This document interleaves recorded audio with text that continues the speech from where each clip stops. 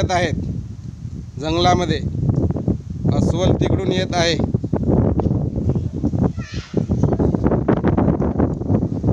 अस्वल आलेला आहे,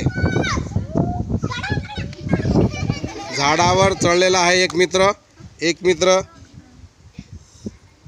झोपलेला आहे। अस्वल त्याच्याजवळ येतो आणि त्याच्या कानात काहीतरी सांगण्यासारखा करतो आणि अस्वल तेथून निघून जातो। एक मित्र झाडावरच चढलेला असतो